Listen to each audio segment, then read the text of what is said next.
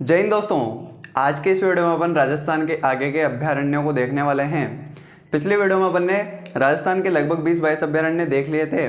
आज के इस वीडियो में अपन अभ्यारण्यों को ख़त्म कर देंगे और जो बचे कुछ हैं उनकी पूरी डिटेल की बात करेंगे, डिटेल से बात करेंगे, ठीक है। और ये जो अभ्यारण्य हैं, आज वाले जो अभ्यारण्य हैं, 2-5 अभ्यारण्य हैं, ये बहुत ज़्यादा इंपॉर्टेंट हैं और इनसे ही लगभग क्वेश्चन बनता है। यानी कि 70% क्वेश्चन यहीं से आता है, बाकी 30% तो पिछले अभ्यारण्यों से आ जाएगा, ठीक है। 70% तो यहीं से आएगा, ठीक है। तो चलिए बात करते हैं।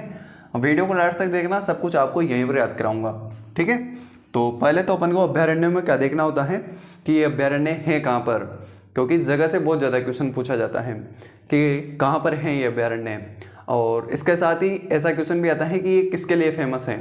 जैसे बहुत ही सिंपल क्वेश्चन आता है, जैसे अभी मैं सीईटी का पेपर देने गया था, अभी 11 तारीख को पेपर था, तो उसमें चंबल घड़ियाल अभ्यारण्य है अपना। तो घड़ियाल किसके लिए फेमस है, यानी कि घड़ियालों के लिए कौन सा अभ्यारण्य फेमस है, बस इतना सा क्वेश्चन आया था। तो चंबल अभ्यारण्य हो जाएगा यार, छोटी सी बात है इसमें। लैब असिस्टेंट में पूछा गया था कि सरिस्का किसके लिए प्रसिद्ध है, पक्षियों के लिए, पशुओं के लिए, ऐसे। तो पक्षियों के लिए होगा यार, घना पक्षी विहार बोला जाता है उसको। तो ऐसे सिंपल क्वेश्चन आते हैं यार। तो मतलब कि बहुत ही सिंपल क्वेश्चन आते हैं यहाँ से। एक तो आपको जगह पता होनी चाहिए और किसके लिए फेमस है ये आपको पता होना चाहिए। और जो ये आज के अभ्यारण्य हैं, ये मतलब कि कुछ चीज़ों के लिए फेमस है, उनको याद करेंगे, ठीक है। और वहीं से क्वेश्चन आता है। तो पहले बात करते हैं अपन ताल छापर अभ्यारण्य की, जो कहाँ पर हो जाएगा, चूरू में। ताल छापर चूरू में। वैसे एक झील भी है ताल छापर, वो भी चूरू में ही है, ठीक है। काले हिरणों के लिए फेमस है ये, काले हिरणों के लिए फेमस है, बहुत ज़्यादा इंपॉर्टेंट है काले हिरण।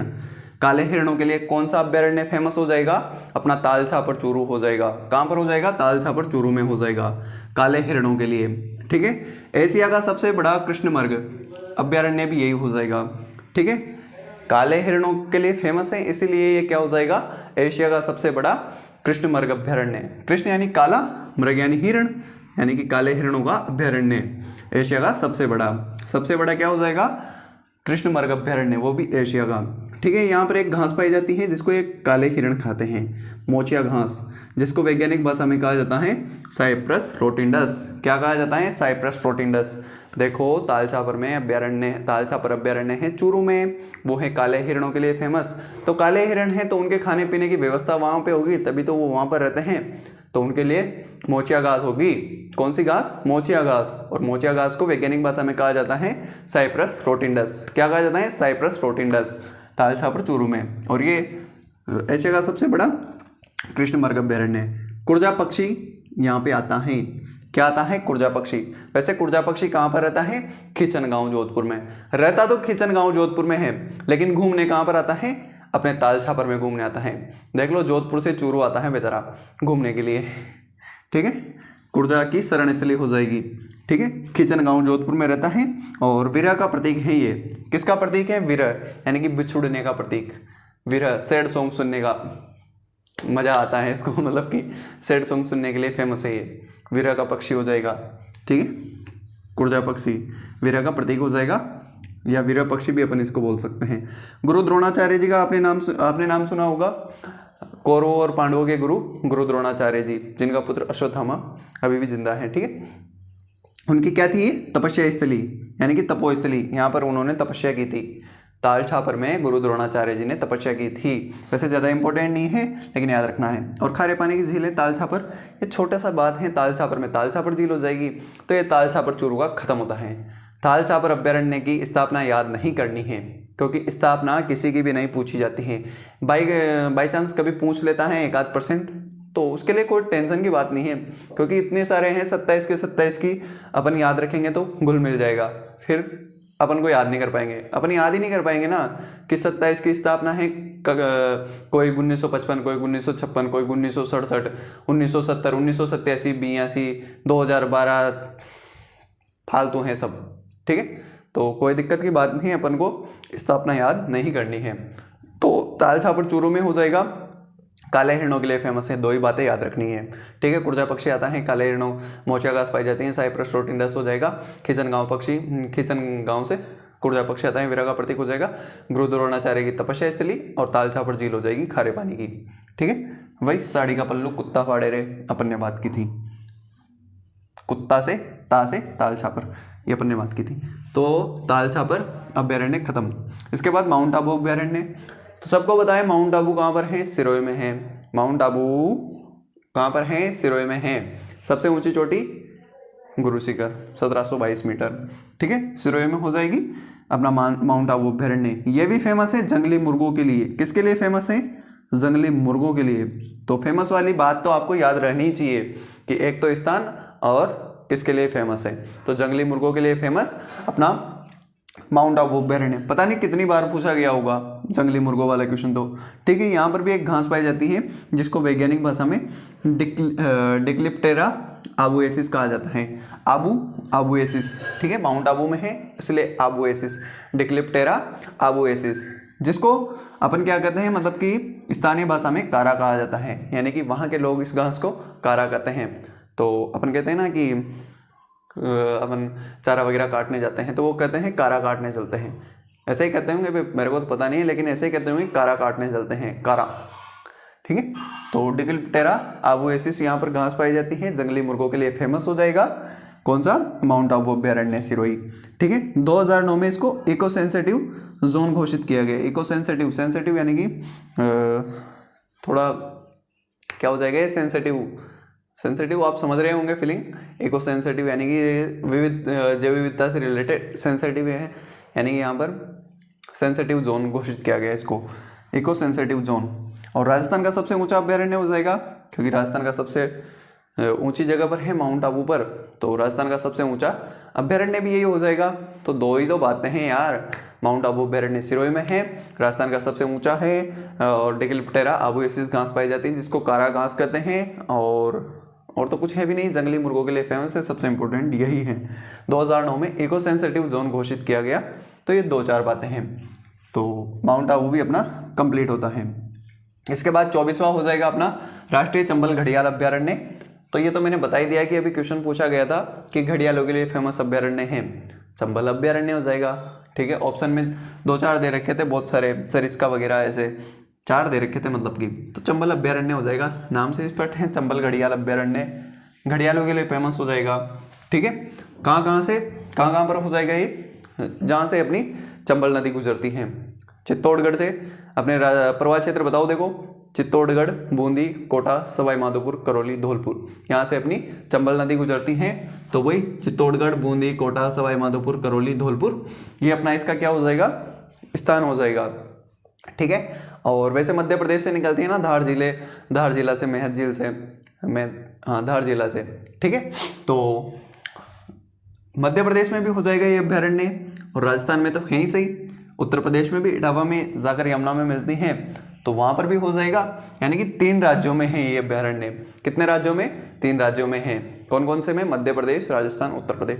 तो रटने की कोई दिक्कत की बात है नहीं, अपन को चंबल नदी याद है। चंबल नदी अपने राजस्थान में भैंसरोडगढ़, चित्तौड़गढ़ से प्रवेश करती है, और उसी पर ही क्या हो जाएगा, अपना चूलिया जलप्रपात बनाती है ना चित्तौड़गढ़ में, तो ठीक है।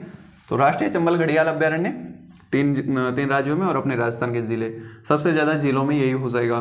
घड़ियालों के लिए घड़ियालों के संरक्षण हेतु इसको बनाया गया, ये अपन ने बात कर ली। एकमात्र नदीय अभ्यारण्य हो जाएगा, चंबल नदी है एक, तो नदी अभ्यारण्य हो जाएगा, जिसमें गांगेय डॉल्फिन अपना राष्ट्रीय जलीय जीव है ना, गांगेय डॉल्फिन, तो वो इसी में पाया जाता है। और जलीय जैव विविधता के लिए फेमस हो जाएगा। जलीय जैव विविधता यानी कि जलीय जीवों की विविधता है, यहाँ पर बहुत सारी मछलियाँ पाई जाती हैं, बहुत सारे कछुए हो जाएंगे, घड़ियाल हैं ही सही, ठीक है। तो इनके लिए फेमस है ये, ठीक है, जलीय जीवों के लिए। तो हो गया राष्ट्रीय चंबल अभ्यारण्य भी कंप्लीट अपने, कहाँ से, चित्तौड़गढ़, बूंदी, कोटा, सवाई माधोपुर, करौली, धौलपुर, राजस्थान, यूपी, मध्य प्रदेश में पाया जाता है, 3 जिलों में हो जाएगा। घड़ियालों के संरक्षण हेतु बनाया गया। जलीय जीवों और गांगेय डॉल्फिन इसमें पाई जाती है, जलीय जैव विविधता के लिए फेमस हो जाएगा, नदी अभ्यारण्य हो जाएगा। इसके बाद बात करते हैं रामगढ़ अभ्यारण्य, रामगढ़ विस्तारी की, ठीक है। तो ये अपना बूंदी में हो जाएगा। कहाँ पर हो जाएगा, बूंदी में। स्थान पता होना चाहिए, रामगढ़ विस्तारी, बूंदी। और ये तो करंट से क्वेश्चन, मतलब कि इससे तो हर एग्जाम में क्वेश्चन पूछा गया 2021 में, तो यानी कि 2022 में, 21 में क्या, 2022 में तो बहुत सारे कम से कम 10-12 एग्जाम्स में ऐसे क्वेश्चन पूछा गया होगा। और जो लेबर असिस्टेंट का क्वेश्चन पेपर हुआ था उसमें दोनों पारी के जो पेपर थे यानी कि 28 और 29 2 शिफ्टों में जो पेपर हुए थे, दोनों शिफ्ट में इसी से क्वेश्चन पूछ लिया गया और कुछ भी नहीं पूछा गया कि राजस्थान का चौथा टाइगर प्रोजेक्ट कहाँ पर है, रामगढ़ विस्तारी, और रामगढ़ विस्तारी को क्या बनाया गया है, ऐसे कैसे 2 क्वेश्चन थे, ठीक है, अलग अलग शिफ्ट में। तो बहुत ही सिंपल क्वेश्चन आते हैं यार। रामगढ़ विस्तारी बूंदी में, रणथंभौर गढ़ का जच्चागढ़ कहा जाता है इसको, यानी कि जो रणथंभौर में है, अपने रणथंभौर राष्ट्रीय अभ्यारण्य था अपना, जो उसमें राष्ट्रीय उद्यान था, उसमें जो बाघ थे, बाघों के लिए फेमस है, सबको पता है, भारतीय बाघों का घर कहा जाता है उसको। तो भारतीय जो बाघ हैं वो यहाँ पर क्या करते हैं, घूमने आते हैं, विचरण करने आते हैं, घूमने आते हैं, पर्यटन करने आते हैं, पर्यटक हैं अपने यहाँ पर। कहाँ पर, रामगढ़ विस्तारी में। तो कभी कभी देखने को मिल जाएंगे आपको रामगढ़ विस्तारी में भी बाघ वगैरह, ठीक है। वो कहाँ के हैं, रणथंभौर के। तो रणथंभौर गढ़ का जच्चा घर इसको कहा जाता है। जच्चा यानी कि जो बच्चा जन्म लेता है ना उसको जच्चा घर बोला जाता है, जहाँ पर वो जन्म लेता है उसको जच्चा घर। यानी कि यहाँ पर जो बाघिन वगैरह होती हैं, बाघिन, वो क्या करती हैं, अपने छोटे छोटे टाइगर को जन्म देती हैं। और जून 2021 में इसको राजस्थान का चौथा टाइगर प्रोजेक्ट बनाया गया, ठीक है। और मेज नदी मध्य से गुजरती है। तो ये तो करंट का तो हो गया, लेकिन बहुत 1 साल हो गया अब तो इसको। तो राजस्थान का चौथा टाइगर प्रोजेक्ट, मेज नदी मध्य से गुजरती हैं, तो ये कोई ज़्यादा बड़ी बात है नहीं। रामगढ़ विस्तारी जगह याद होनी चाहिए, बूंदी में, और चौथा टाइगर प्रोजेक्ट है। चौथा टाइगर प्रोजेक्ट यहाँ पर लॉन्च किया गया है। और रणथंभौर गढ़ का जच्चागढ़ इसको कहा जाता है, ठीक है। रावली टोडगढ़ अभ्यारण्य इंपॉर्टेंट है। रावली टोडगढ़ अभ्यारण्य वैसे अजमेर में स्थित है, इसका कुछ भाग पाली में, राजसमंद में भी स्थित है। तो अजमेर तो अपना अजमेर संभाग में आ जाएगा, पाली अपने कौन से संभाग में आएगा, जोधपुर संभाग में, और राजसमंद अपना उदयपुर संभाग में आएगा। यानी कि 3 संभागों में है ये। कितने संभागों में है, 3 संभागों में। कौन सा, रावली टोडगढ़ अभ्यारण्य। अजमेर, पाली, राजसमंद जिले हो जाएंगे, 3 अपने संभाग हो जाएंगे। कौन कौन से, अजमेर, जोधपुर और उदयपुर। अजमेर, जोधपुर, उदयपुर 3 संभागों में। रावली टोडगढ़, टोडगढ़ टोड साहब के नाम की वजह से, ठीक है, कर्नल जेम्स टोड की वजह से रावली टोडगढ़, ठीक है। भैंसरोडगढ़ अभ्यारण्य चित्तौड़गढ़ में, कहाँ पर हो जाएगा, चित्तौड़गढ़ में। कौन सा, भैंसरोडगढ़ अभ्यारण्य। कौन सा अभ्यारण्य, भैंसरोडगढ़ अभ्यारण्य। भैंसरोडगढ़ अभ्यारण्य से अपनी चंबल नदी प्रवेश करती है, सबको पता है। तो भैंसरोड अभ्यारण्य कहाँ पर हो जाएगा, चित्तौड़गढ़ में, ठीक है। चोलिया जलप्रपात का निर्माण करती है अपनी चंबल नदी, तो चोलिया जलप्रपात यहाँ पर हो जाएगा। मानदेसरा का पठार यहाँ पर हो जाएगा, कोई ज़्यादा बड़ी बात है नहीं। अरावली पर्वतमाला और विंध्याचल पर्वतमाला के संगम पर हो जाएगा। तो ये तो सिंपल है कि देखो अपने मध्य से अरावली पर्वतमाला गुजरती है, यहाँ पर विंध्याचल पर्वत है मध्य प्रदेश में। तो इन दोनों के जंक्शन पॉइंट पर क्या, कौन सा अभ्यारण्य हो जाएगा, भैंसरोडगढ़ अभ्यारण्य। भैंसरोडगढ़ अभ्यारण्य चित्तौड़गढ़ में हो जाएगा। चोलिया जलप्रपात है, अरावली और विंध्याचल के संगम पर हो जाएगा, और मानदेसरा का पठार है। तो ये अपने अभ्यारण्य कंप्लीट होते हैं। आई होप आपको याद हो गए होंगे, बहुत ही सिंपल है। देखो ताल छापर चूरू में काले हिरणों के लिए फेमस है। एशिया का सबसे बड़ा कृष्ण मृग अभ्यारण्य। मोचागा, साइप्रस, रोटेंडस पाई जाती हैं। कुर्जा की शरण स्थली हो जाएगी। खिचन गांव जोधपुर में पाया जाता है, वीरा का प्रतीक हो जाएगा। गुरु द्रोणाचार्य जी की शरण स्थली हो जाएगी, और ताल छापर झील हो जाएगी। माउंट आबू अभ्यारण्य सिरोही में जंगली मुर्गों के लिए फेमस है। डिक्लिप्टेरा आबुएसिस यानी कि कारा घास पाई जाती है। 2009 में इको सेंसिटिव जोन घोषित किया गया। राजस्थान का सबसे ऊंचा अभ्यारण्य। राष्ट्रीय चंबल घड़ियाल अभ्यारण्य वही चित्तौड़गढ़, बूंदी, कोटा, सवाई माधोपुर, करौली, धौलपुर जिलों में हो जाएगा। मध्य प्रदेश, राजस्थान, यूपी में हो जाएगा। और घड़ियालों के लिए संरक्षण हेतु एकमात्र नदी अभ्यारण्य जिसमें गांगेय डॉल्फिन पाई जाती है, और जलीय जैव विविधता के लिए फेमस हो जाएगा, ठीक है। रामगढ़ विस्तारी बूंदी में हो जाएगा। रणथंभौर गढ़ का जच्चागढ़ इसको कहा जाता है। चौथी टाइगर प्रोजेक्ट हो जाएगी जून 2021 में, और मेज नदी मध्य से गुजरती है, ठीक है। रावली टोडगढ़ अभ्यारण्य अजमेर, पाली, राजसमंद 3 संभागों में है। अजमेर, जोधपुर, उदयपुर में, ठीक है। उसके बाद भैंसरोडगढ़ अभ्यारण्य चित्तौड़गढ़ में है। चोलिया जलप्रपात चंबल यहाँ पर है। मानदेसरा का पठार है, और अरावली पर्वतमाला और विंध्याचल पर्वतमाला के संगम पर हो जाएगा। तो ये अपने अभ्यारण्य कंप्लीट होते हैं। अगली वीडियो में अपन कुछ इंपॉर्टेंट फैक्ट्स वगैरह देख लेंगे, टाइगर प्रोजेक्ट को एक साथ देख लेंगे, और जो अपने क्या बोलते हैं उसको, जिलों का शुभंकर, उसको देख लेंगे, ठीक है। तो आई होप आपको याद हो गए होंगे। तो वीडियो पसंद आए हो तो वीडियो को लाइक और चैनल को सब्सक्राइब कर देना। मैं मिलता हूँ आपसे अगले वीडियो में, तब तक के लिए thank you, tata, bye bye.